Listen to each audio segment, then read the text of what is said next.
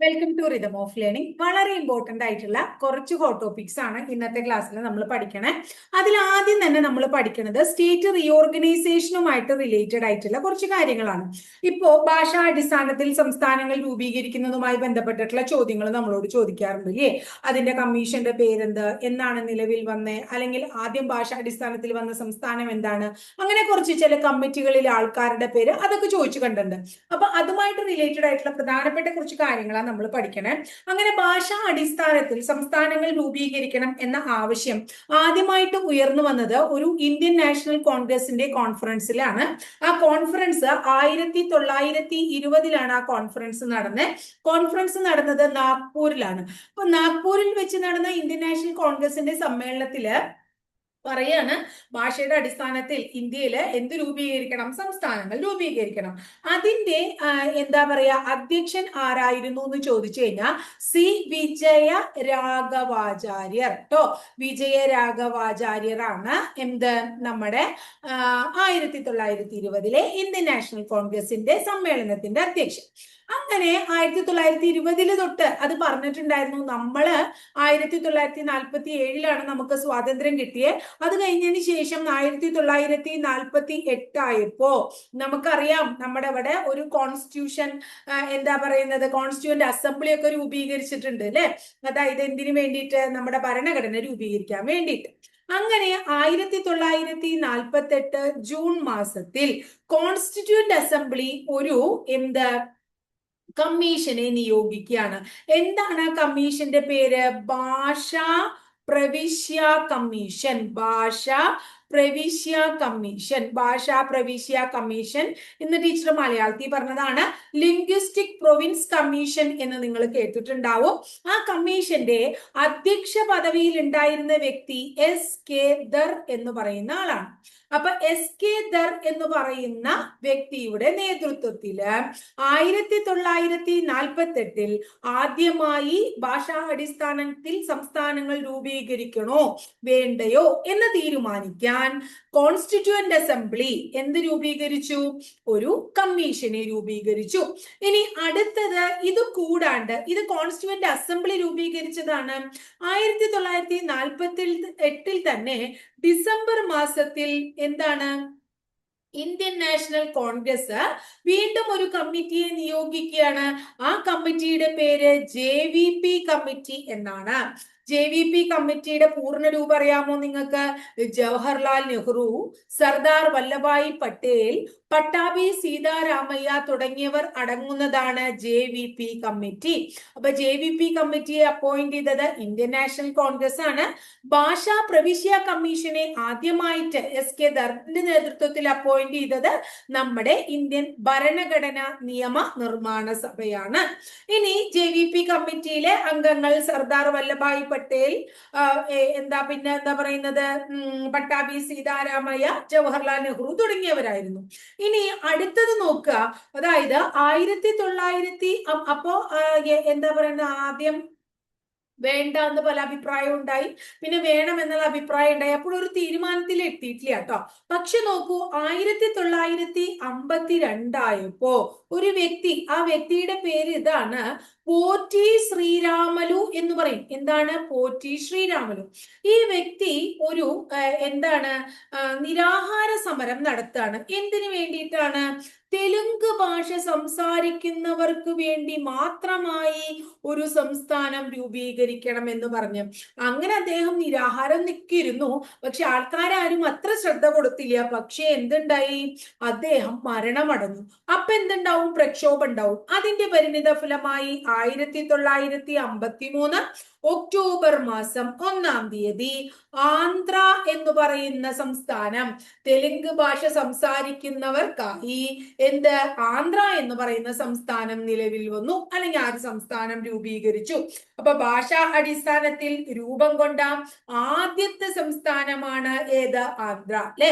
ഇന്ത്യയിൽ എങ്ങനെയാണ് ഭാഷാ അടിസ്ഥാനത്തിൽ രൂപം കൊണ്ട ആദ്യത്തെ സ്റ്റേറ്റ് 1953 ഒക്ടോബർ മാസം 1-ാം തീയതി നിലവിൽ വന്ന ആന്ധ്രയാണ്. ആന്ധ്രാപ്രദേശ് അല്ല, ആന്ധ്രയാണ്. ക്ലിയർ ആയില്ലേ? ഇനി അടുത്തത് നമ്മള് പിന്നെ 1956 എന്താണ് സ്റ്റേറ്റ് റീഓർഗനൈസേഷൻ ആക്ട് നമ്മൾ കേട്ടിട്ടുണ്ട്. അതായത് സംസ്ഥാന പുനഃസംഘടനാ നിയമം നിലവിൽ വന്നു അല്ലെ. അങ്ങനെ എന്താണ് സംസ്ഥാന പുനഃസംഘടന, അതിനു മുമ്പ് ഒരു സംസ്ഥാന പുനഃസംഘടനാ കമ്മീഷനെ നിയോഗിക്കുകയാണ്. നിയോഗിച്ചത് 1953 അപ്പൊ ഇന്ത്യ റിപ്പബ്ലിക്കായി. ഇന്ത്യയിലെ ആദ്യത്തെ എന്ത് നടന്നു? നമ്മുടെ ഇലക്ഷനും കാര്യങ്ങളൊക്കെ നടന്നു. ആദ്യത്തെ മന്ത്രിസഭയൊക്കെ നിലവിൽ വന്നു. സംസ്ഥാന പുനഃസംഘടനാ കമ്മീഷനെ 1953 നിയമിച്ചു. ആ സംസ്ഥാന പുനഃസംഘടനാ കമ്മീഷന്റെ അധ്യക്ഷനായി അപ്പോയിന്റ് ചെയ്തത് ഫസൽ അലിയെ ആയിരുന്നു. ജസ്റ്റിസ് ഫസൽ അലിയെയാണ്. കൂടാതെ ആരൊക്കെ ഉണ്ടായിരുന്നു? സർദാർ കെ എം പണിക്കർ ഉണ്ടായിരുന്നു. സർദാർ കെ എം പണിക്കർ ഉണ്ടായിരുന്നു. അതുപോലെ തന്നെ എച്ച് എൻ കുൻസ്രു. അപ്പൊ Sardar K M Panikkar, H N Kunzru, Fazal Ali തുടങ്ങിയവർ അടങ്ങുന്നതാണ് സംസ്ഥാന പുനഃസംഘടനാ കമ്മീഷൻ. 1953 നിലവിൽ വന്ന സംസ്ഥാന പുനഃസംഘടനാ കമ്മീഷൻ. ഈ സംസ്ഥാന പുനഃസംഘടനാ കമ്മീഷൻ പറയാണ്, എന്താ ഇവര് പറഞ്ഞേ? നമ്മുടെ രാജ്യത്ത് ഭാഷാടിസ്ഥാനത്തിൽ സംസ്ഥാനങ്ങൾ രൂപീകരിക്കണം.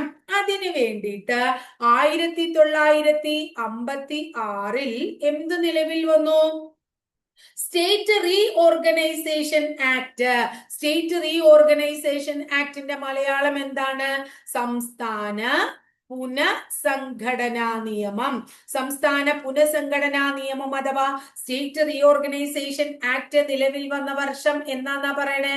1956 അങ്ങനെ 1956 നവംബർ മാസം 1-ാം തീയതി സ്റ്റേറ്റ് റീഓർഗനൈസേഷൻ ആക്ടിന്റെ പരിണിത ഫലമായി ഇന്ത്യയിൽ 14 സംസ്ഥാനങ്ങളും 6 യൂണിയൻ ടെറിട്ടറീസ് അഥവാ കേന്ദ്രഭരണ പ്രദേശങ്ങളും നിലവിൽ വന്നു. ഇന്ത്യയിൽ 14 സംസ്ഥാനങ്ങളും 6 കേന്ദ്രഭരണ പ്രദേശങ്ങളും നിലവിൽ വന്നു 1956 നവംബർ 1. അപ്പൊ വന്നതാണ് കേരള സംസ്ഥാനം. അറിയാലോ. അപ്പൊ ഇത്രയും പഠിച്ചു വെക്കുക. സംസ്ഥാന പുനഃസംഘടന എന്ന് പറയുന്ന ടോപ്പിക്കുമായി ബന്ധപ്പെട്ട് സ്ഥിരമായിട്ട് ചോദിക്കാറുള്ളതാണ്. നിങ്ങൾക്ക് അറിയുന്ന കാര്യങ്ങളാണെങ്കിൽ കൂടി നമ്മൾ ഹോട്ട് ടോപ്പിക്സില്, അതായത് ഹോട്ട് ടോപ്പിക്സ് എന്ന് പറയുമ്പോൾ വളരെ ഇമ്പോർട്ടന്റ് ആണ്. ഈ ഭാഗത്ത് നിന്ന് എത്ര ചോദ്യങ്ങൾ, ഇപ്പൊ എച്ച് എൻ കുൻസ്രുവിനെ കുറിച്ച് നമുക്കറിയാം അല്ലെ. അതായത് Sardar K M Panikkar, H N Kunzru, Fazal Ali ഇവരെ സ്ഥിരമായി നമ്മൾ കാണാറുള്ളതാണ്. ഭാഷാടിസ്ഥാനത്തിൽ നിലവിൽ വന്ന ആദ്യ സംസ്ഥാനമാണ് ആന്ധ്ര അല്ലെ. അതുപോലെ തന്നെ വന്ന വർഷം 1953 October 1 JVP committee, SK there committee, ഇതൊക്കെ നമ്മൾ സ്ഥിരമായി പരീക്ഷയ്ക്ക് കണ്ടിട്ടുള്ളതാണ്. അപ്പൊ ഇതാണ് ആദ്യത്തെ ടോപ്പിക്. ഇനി അടുത്ത ടോപ്പിക് എന്ന് പറഞ്ഞാൽ ഇന്ത്യൻ നദികളെ നമുക്ക് 2ആയിട്ട് തരംതിരിക്കാം അല്ലെ. അതില് വളരെ പ്രധാനപ്പെട്ട ഹിമാലയൻ നദികളുണ്ട്, ഉപദ്വീപിയൻ നദികളുണ്ട്. ഈ ഉപദ്വീപിയൻ നദികളുടെ പ്രത്യേകത, ഉപദ്വീപിയൻ നദികളുമായി ബന്ധപ്പെട്ടിട്ടുള്ള കാര്യം എന്താ വെച്ചാ, ഉപദ്വീപിയൻ നദികളില് നമ്മൾ എപ്പോഴും ചോദിക്കുക എന്താ വെച്ചാ, ഏതാണ് ഉപദ്വീപിയൻ നദികൾ? താഴെ പറയുന്നവയിൽ ഉപദ്വീപിയൻ നദികൾ ഏതാന്ന് ചോദിക്കാറുണ്ട്. ഉപദ്വീപിയൻ നദികളിൽ പടിഞ്ഞാറോട്ട് ഒഴുകുന്നത് ഏതാണ്? അല്ലെങ്കിൽ താഴെ പറയുന്ന ഉപദ്വീപിയൻ നദികളിൽ അറബിക്കടലിൽ പതിക്കുന്നത് ഏതാണ്? അല്ലെങ്കിൽ ചില ഉപദ്വീപിയൻ നദികളുടെ പോഷക നദികൾ ഏതാണ്? അല്ലെങ്കിൽ ചിലത് ഉത്ഭവിക്കുന്ന ഉത്ഭവസ്ഥാനം ഏതാണ്? ഇത്രയും കാര്യങ്ങളാണ് സാധാരണ രീതിയിൽ പരീക്ഷയ്ക്ക് ചോദിക്കാറുള്ളത്. അപ്പോ എന്താണ് നമ്മള് ഉപദ്വീപിയൻ നദികളെ ആദ്യം തന്നെ പഠിക്കുകയാണ്. കൃഷ്ണ അല്ലെ, കൃഷ്ണ. അടുത്തത് ഏതാണ്? കൃഷ്ണ, ഏതാണ്? കാവേരി. കൃഷ്ണ, കാവേരി, മഹാനദി അല്ലെ, മഹാനദി. അതുപോലെ തന്നെ ഏതാണ്? ഗോദാവരി, കാവേരി, കൃഷ്ണ, മഹാനദി. അടുത്തത് നർമ്മദ, താപ്തി. ഏതാണ്? നർമ്മദ, താപ്തി. അങ്ങനെ 6 താപ്തിയാണ് കേട്ടോ മക്കളെ, താപ്തി.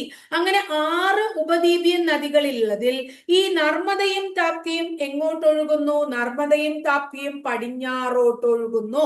പടിഞ്ഞാറോട്ടൊഴുകുന്ന ഉപദ്വീപിയൻ നദികളാണ് നർമ്മദ, താപ്തി. കിഴക്കോട്ടൊഴുകുന്ന ഉപദ്വീപിയൻ നദികളാണ് ഗോദാവരി, ഗോദാവരി, കാവേരി, കൃഷ്ണ, മഹാനദി തുടങ്ങിയവ. കിഴക്കോട്ടൊഴുകുന്ന നദികളുടെ പതനസ്ഥാനം എവിടെയാണ്? ബംഗാൾ ഉൾക്കടൽ ആണെങ്കിൽ പടിഞ്ഞാറോട്ട് ഒഴുകുന്നവ എവിടെ പതിക്കുന്നു? അറബിക്കടലിൽ പതിക്കുന്നു. അപ്പൊ അറബിക്കടലിൽ പതിക്കുന്ന ഉപദ്വീപീയ നദികൾ നർമ്മദ, താപ്തിയും, ഇനി അടുത്തത് ബംഗാൾ ഉൾക്കടലിൽ പതിക്കുന്നത് ഗോദാവരി, കാവേരി, കൃഷ്ണ, മഹാനദി തുടങ്ങിയ നദികളുമാണ്. ഇനി ഇത് ഓരോന്നും എവിടെ നിന്ന് ഉത്ഭവിക്കുന്നു? കൃഷ്ണ നദി ഉത്ഭവിക്കുന്നത് എവിടെ നിന്നാണ് എന്ന് ചോദിച്ചു കഴിഞ്ഞാൽ മഹാബലേശ്വർ മലനിരകളിൽ നിന്ന്. മഹാബലേശ്വർ മലനിരകളിൽ നിന്ന് ഉത്ഭവിക്കുന്ന നദിയാണ് കൃഷ്ണ. കൃഷ്ണ ഉത്ഭവിക്കുന്നു മഹാബലേശ്വർ മലനിരകളിൽ നിന്ന്. അടുത്തത് കാവേരി ഉത്ഭവിക്കുന്നു എവിടെ നിന്ന്? തലക്കാവേരിയിൽ നിന്ന്. തലക്കാവേരിയിൽ നിന്ന് ഉത്ഭവിക്കുന്നു. തലക്കാവേരിയിൽ നിന്ന് ഉത്ഭവിക്കുന്നു. ചിലപ്പോൾ ഇങ്ങനെയും കാണാം, ബ്രഹ്മഗിരി കുന്നുകളിൽ നിന്ന്. എവിടെ നിന്നാണ്? ബ്രഹ്മഗിരി കുന്നുകള്, കുടക് ഭാഗത്ത് കേട്ടോ. ബ്രഹ്മഗിരി കുന്നുകളിൽ നിന്ന് ഉത്ഭവിക്കുന്നു. അടുത്തത് മഹാനദി ഉത്ഭവിക്കുന്നത് എവിടെ നിന്നാണ്? സിഹാവ മലനിരകളിൽ നിന്ന്. സിഹാവ മലനിര. കൃഷ്ണ മഹാബലേശ്വർ മലനിര, കാവേരി തലക്കാവേരി അല്ലെങ്കിൽ ബ്രഹ്മഗിരി കുന്ന്, മഹാനദി സിഹാവ മലനിര.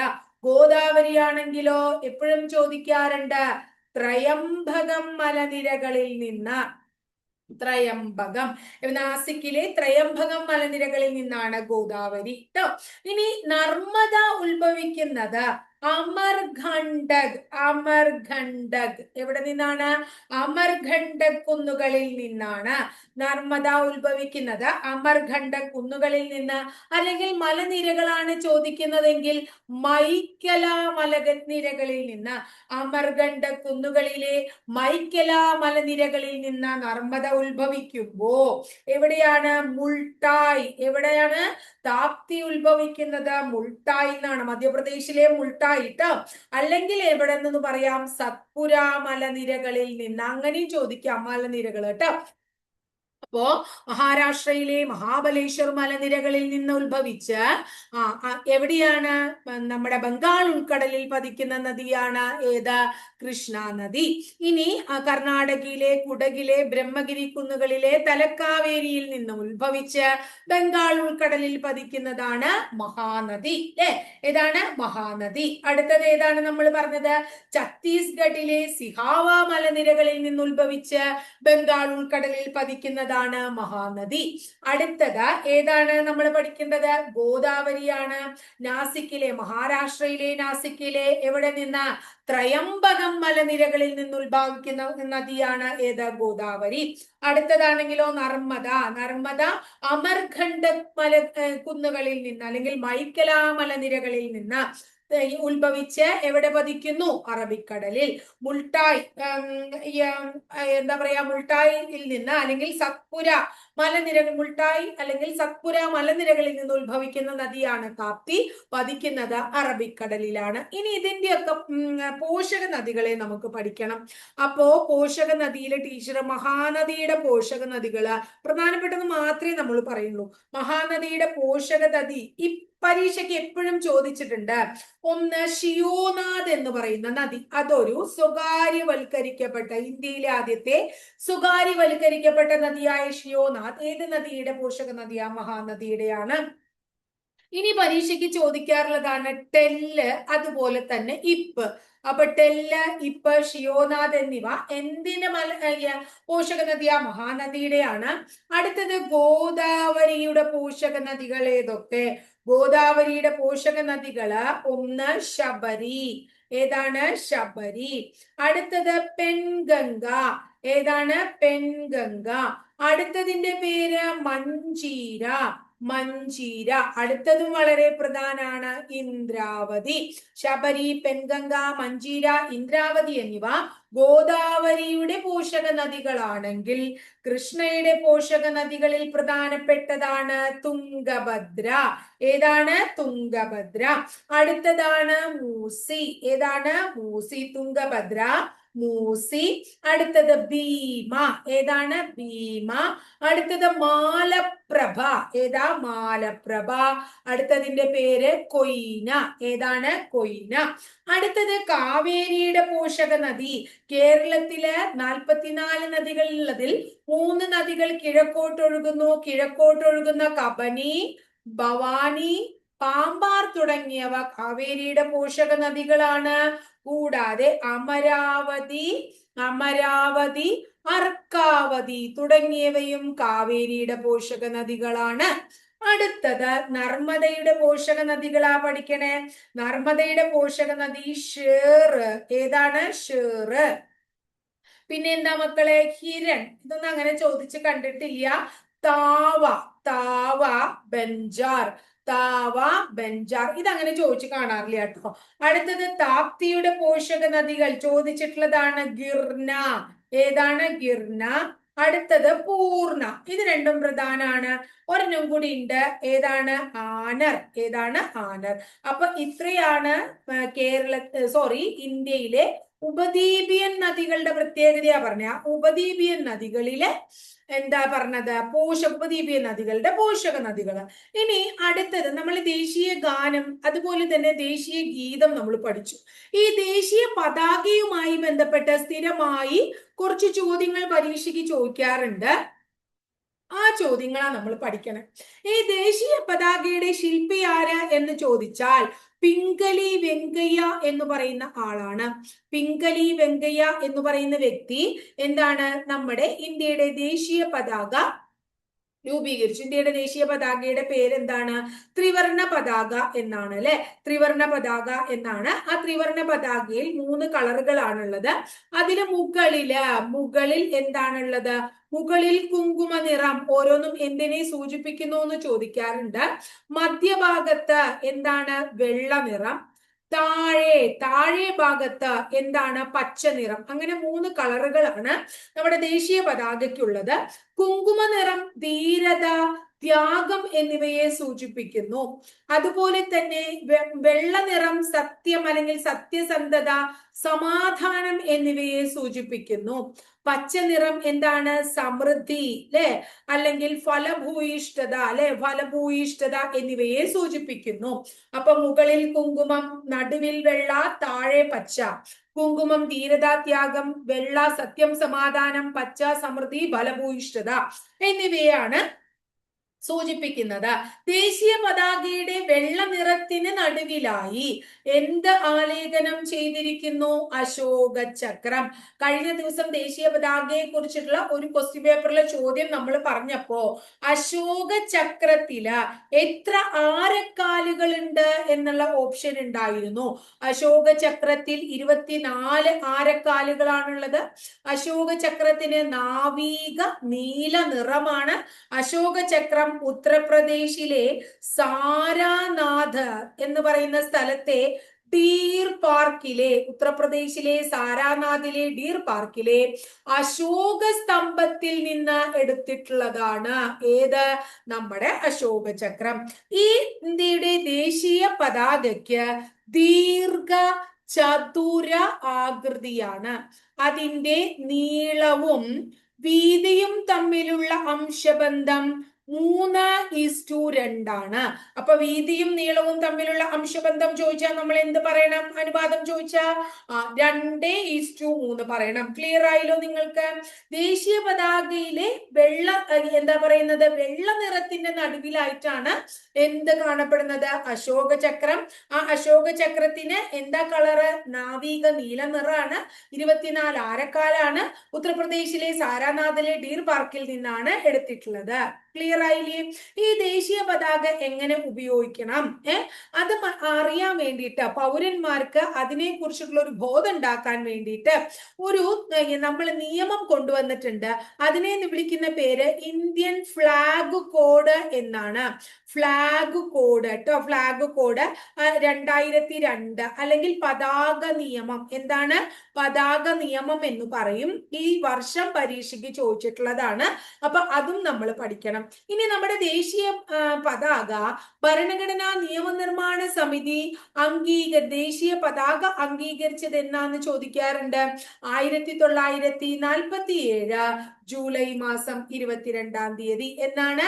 1947 ജൂലൈ മാസം 22 ഇനി ഇന്ത്യയില് എന്താ പ്രധാനപ്പെട്ട ഈ ദേശീയ പതാക നിർമ്മാണശാല എവിടെ സ്ഥിതി ചെയ്യുന്നു? കർണാടകയിലെ ഹുബ്ലി എന്ന് പറയുന്ന സ്ഥലത്താണ് സ്ഥിതി ചെയ്യുന്നത്.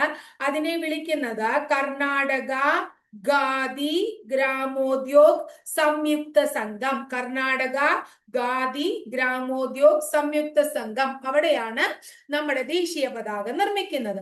ഇനി ഈ ദേശീയ പതാക പോലെ തന്നെ നമ്മളോട് ചോദിക്കാം, ഇന്ത്യയുടെ ദേശീയ ചിഹ്നം എന്താണ്? ദേശീയ ചിഹ്നം ചോദിച്ചു കഴിഞ്ഞാൽ നമ്മൾ എന്താ പറയാ? സിംഹമുദ്രയാണ് നമ്മുടെ ദേശീയ ചിഹ്നം. ഏതാണ്? സിംഹമുദ്രയാണ് ഇന്ത്യയുടെ ദേശീയ ചിഹ്നം ട്ടോ. അപ്പൊ സിംഹമുദ്ര സാരനാഥിലെ അശോക സ്തംഭത്തിൽ നിന്ന് തന്നെ എടുത്തിട്ടുള്ളതാണ്. സിംഹമുദ്രയുടെ ചുവട്ടിൽ എന്ത് മുദ്രാവാക്യമാണ് എഴുതിയിരിക്കുന്നത്? ചോദിച്ചിട്ടുള്ളതാണ്. എന്താ എഴുതിയേക്കണേ? സത്യമേവ ജയതേ എന്ന് എഴുതിയിരിക്കണു. എന്താ എഴുതിയിരിക്കണേ? സത്യമേവ ജയതേ എന്ന് എഴുതിയിരിക്കണു. ഈ സത്യമേവ ജയതേ എവിടുന്നാ നമ്മൾ എടുത്തിരിക്കണേ? മുണ്ടകോപനിഷത്തിൽ നിന്ന്. എവിടെ നിന്നാണ്? മുണ്ടകോപനിഷത്തിൽ നിന്നാണ്. ഈ ദേശീയ ചിഹ്നം 1950 ജാനുവരി മാസം 26 അംഗീകരിച്ചു. ക്വസ്റ്റ്യൻ പേപ്പറിൽ ചോദ്യം ഉണ്ടായിരുന്നു ഓപ്ഷനില്. ഇതിൽ ഏതൊക്കെ മൃഗങ്ങളാ കാണുന്നതെന്ന് ചോദിച്ചിട്ടുണ്ട്. സിംഹം, അതുപോലെ തന്നെ ആന, കാള, അതുപോലെ കുതിര തുടങ്ങിയ 4 മൃഗങ്ങളെ കാണപ്പെടുന്നു. ഇതും പരീക്ഷയ്ക്ക് ചോദിച്ചിട്ടുള്ള ചോദ്യമാണ്. നമ്മള് പഠിച്ചിട്ടുള്ള ക്വസ്റ്റ്യൻ പേപ്പറിൽ തന്നെ കണ്ടിട്ടുള്ളതാണ് കേട്ടോ. ഇനി ഇത്രയും പഠിച്ച സ്ഥിതിക്ക് ഇന്ത്യയുടെ ദേശീയ ചിഹ്നങ്ങൾ അറിയാത്ത കുട്ടികൾ ഒന്ന് പഠിച്ചു വെക്കുക. അതിന്റെ ദേശീയ പതാക നമ്മൾ പറഞ്ഞു, ത്രിവർണ പതാക. ദേശീയ മുദ്ര സിംഹമുദ്ര. ദേശീയ പക്ഷി ആരാണ്? പക്ഷി അറിയാം എല്ലാവർക്കും, എന്നാലും ഒന്ന് ഞാൻ പറയാണ്, മയിലാണ്. ഇന്ത്യയുടെ ദേശീയ മൃഗം ആരാണ്? ദേശീയ മൃഗം കടുവയാണ്. ഇന്ത്യയുടെ ദേശീയ ഫലം ഏതാണ്? ദേശീയ ഫലം മാങ്ങയാണ്. ഇന്ത്യയുടെ ദേശീയ പുഷ്പം ഏതാണ്? ദേശീയ പുഷ്പം ഏതാണ്? താമരയാണ്. ഏതാണ്? താമരയാണ്. ഇന്ത്യയുടെ ദേശീയ പൈതൃക ജീവി ഏതാണ്? ഇന്ത്യയുടെ ദേശീയ പൈതൃക ജീവി ചോദിക്കുമ്പോൾ നമ്മൾ ആരാ പറയാ? ആനയെ പറയണം. അതുപോലെ തന്നെ ഇന്ത്യയുടെ ദേശീയ ജലജീവി ചോദിക്കുകയാണെങ്കിൽ എന്താ പറയാ? ഗംഗാ ഡോൾഫിന്റെ പേരാ പറയാ. എന്താ പറയാ? ഗംഗാ ഡോൾഫിന്റെ പേരാ പറയാ. ഇന്ത്യയുടെ ദേശീയ വൃക്ഷമാണ് ചോദിക്കണേച്ചാ നമ്മൾ എന്ത് പറയും? പേരാല് പറയും. എന്താ പറയാ? പേരാല് പറയും. ഇന്ത്യയുടെ ദേശീയ മത്സ്യമാണ് ചോദിക്കണേച്ചാ നമ്മൾ പറയും ഐക്കൂറ പറയും. എന്താണ്? ഐക്കൂറ. ഇന്ത്യയുടെ ദേശീയ നദി ചോദിച്ചു കഴിഞ്ഞാൽ നമ്മൾ എന്ത് പറയണം? ഗംഗാ നദി. ദേശീയ പാനീയം ചോദിച്ചു കഴിഞ്ഞാൽ എന്ത് പറയണം? ചായ. ഔദ്യോഗിക ഭാഷ ചോദിച്ചു കഴിഞ്ഞാൽ എന്ത് പറയണം? ഹിന്ദി. ഏതാണ്? ഹിന്ദി. ഇനി ഇന്ത്യയുടെ ദേശീയ കലണ്ടർ ചോദിച്ചു കഴിഞ്ഞാൽ എന്ത് പറയണം? നമ്മുടെ ദേശീയ കലണ്ടർ ഏതാണ്? ശകവർഷം.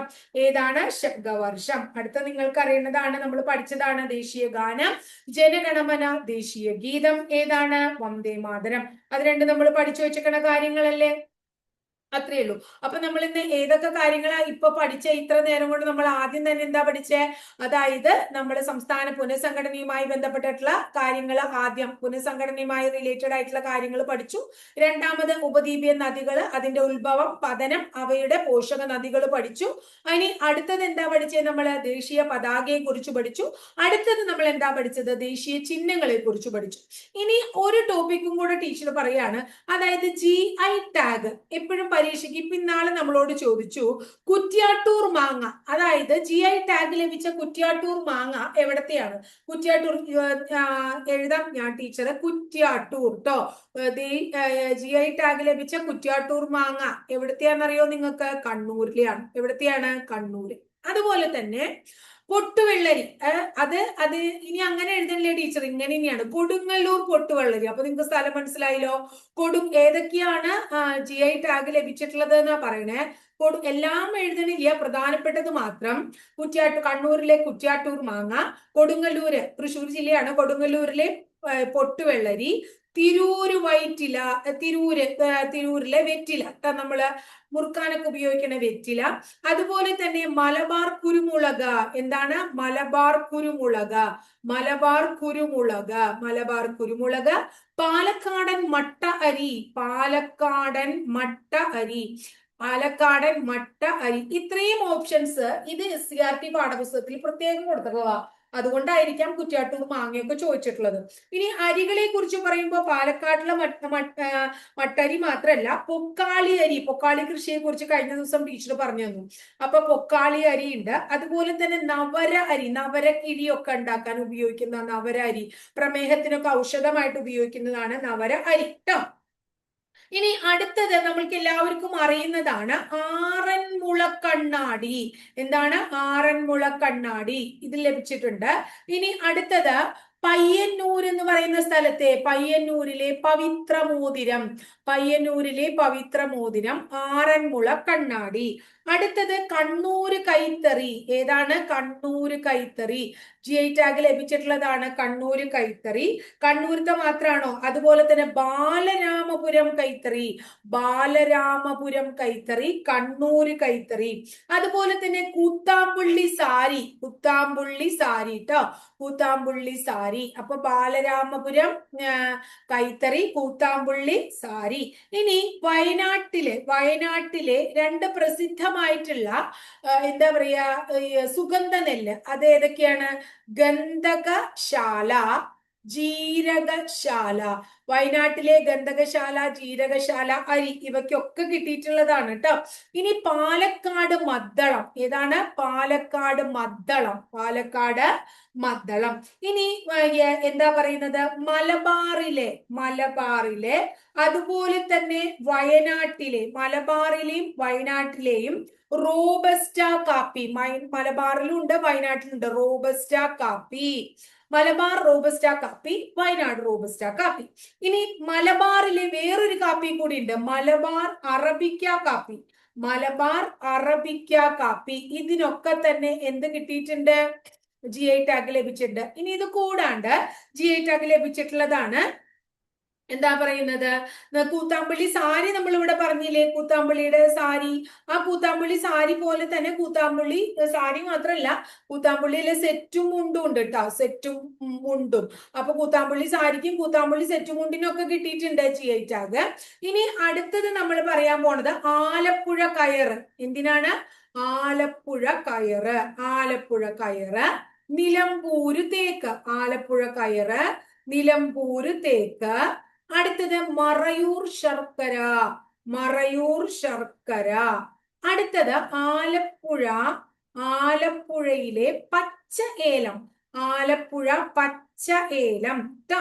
ഇനി അടുത്തത് വളരെ ഇമ്പോർട്ടന്റ് ആയിട്ടുള്ള ഒന്നാണ് ചെങ്ങാലിക്കോടൻ, ചെങ്ങാലിക്കോടൻ നേന്ത്രപ്പഴം, ചെങ്ങാലിക്കോടൻ നേന്ത്രപ്പഴം, ചെങ്ങാലിക്കോടൻ നേന്ത്രപ്പഴം ട്ടോ. ഇനി അടുത്തത് എന്താണ്? ഒരെണ്ണം കൂടി എഴുതാം, വാഴക്കുളം ശർക്കര. വാഴക്കുളം, മറയൂർ ശർക്കര, വാഴക്കുളത്ത് കൈതച്ചക്ക, വാഴക്കുളം കൈതച്ചക്ക, വാഴക്കുളം കൈതച്ചക്ക. അപ്പൊ ഇത്രയും കാര്യം, ഇത് മാത്രമൊന്നല്ല, GI ടാഗ് ലഭിച്ച കുറെ ഇനങ്ങളുണ്ട്. പക്ഷെ വളരെ ഇമ്പോർട്ടന്റ് ആയിട്ടുള്ള കുറച്ച് കാര്യങ്ങളാണ് പഠിച്ചത്. പിന്നെ കുറച്ച് അധികം കാര്യങ്ങൾ ഇന്നത്തെ ക്ലാസ്സിൽ പഠിച്ചു. നമുക്കിനി അത്ര അധികം ദിവസങ്ങളില്ലല്ലോ. അപ്പൊ മാക്സിമം ടോപ്പിക്കുകൾ നിങ്ങൾ സിലബസിലുള്ള വളരെ ഇമ്പോർട്ടന്റ് ആയിട്ടുള്ള മാക്സിമം ടോപ്പിക് ടീച്ചർ പഠിച്ചു പോട്ടെ എന്ന് വിചാരിച്ചിട്ടാണ് ഇത്തരം കാര്യങ്ങളൊക്കെ ആഡ് ചെയ്യുന്നത്. എല്ലാവരും അടുത്ത ക്ലാസ്സിൽ വീണ്ടും കാണാം. നന്നായി പഠിക്കുക കേട്ടോ.